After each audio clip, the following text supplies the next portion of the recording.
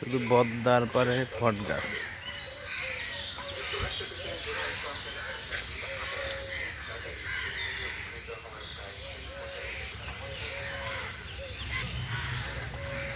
পদ্মার পারে বদ্ধ গাছ, রাজশাহী পদ্মার পার। এটা তো বেরিয়ে যাচ্ছি।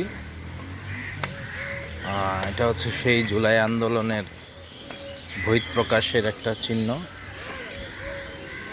যারা জুলাই আন্দোলনে যুদ্ধ করেছে।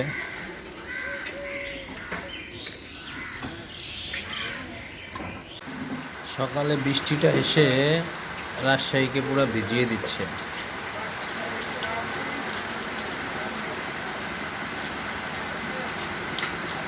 সকালের বৃষ্টি, রাজশাহীর সকালের বৃষ্টি,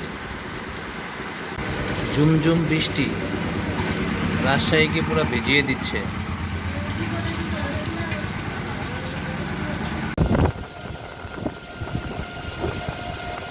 গাইস, রাজশাহীর সৌন্দর্য শুধুমাত্র সোডিয়াম লাইট। রাস্তার মাঝখানে যে লাইটগুলো দিয়েছে সেগুলো সত্যিই সুন্দর। তাই সকাল সকাল বেরিয়ে গেলাম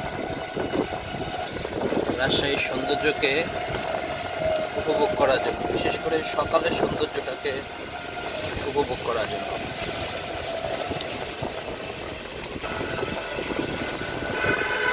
পদ্মার পাড় থেকে রিমঝিম বৃষ্টি দিয়ে সকালবেলা, বাজে এখন 7টা, পদ্মার পাড় থেকে যাচ্ছি হাইটেক পার্কে। বৃষ্টির মধ্যে অটো নিয়ে, এখানকার বিশেষ করে যানবাহন, মেন যানবাহনই হচ্ছে অটো। অটোর শহর রাজশাহী। সোডিয়াম লাইটগুলো আসলেই সুন্দর। বৃষ্টি ভেজা সকাল, তোমাকেই পড়েছে মনে। রাজশাহীর ছিটির মনোমুগ্ধকর জায়গা।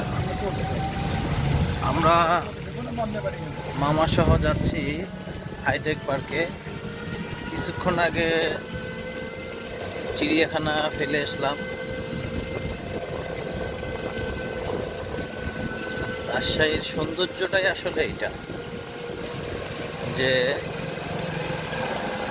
দুই পাশে রাস্তা, তার মাঝখানে হচ্ছে গাছ, ফুল গাছ, বিভিন্ন রকমের গাছ। এখানকার লাইটগুলো আবার আলাদা। এটা হচ্ছে, এই জায়গাটার নাম কি মামা? বুরহানপুর। সারা রাজশাহী শহরে বৃষ্টি হচ্ছে, সম্ভবত সব জায়গায় এখন বৃষ্টি হচ্ছে, বৃষ্টির সিজন যেহেতু।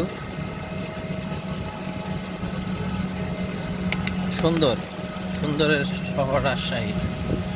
যেহেতু এশিয়ার সবচেয়ে সুন্দর শহর রাজশাহী, তাহলে তো একটু সৌন্দর্য তার থাকবেই। এই যে একটা কড়ই গাছ দেখতেছেন, এটার বয়স কমপক্ষে কত হবে জানি না, আপনারা হিসাব করে নিয়েন। 60 বছরের উপরে হবে। পাকিস্তান আমলের বৃষ্টি দেখে অনেক